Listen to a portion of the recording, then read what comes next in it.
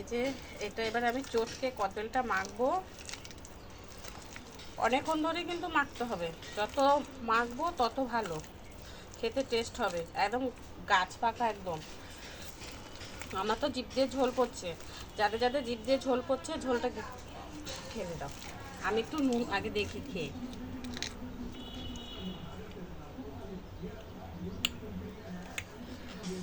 একটু মিষ্টি দেবো, পুরোটা দিয়ে দাও।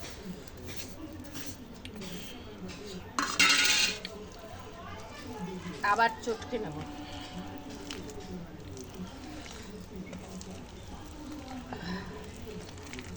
এবার আমি এবার একটু খেয়ে দেবো।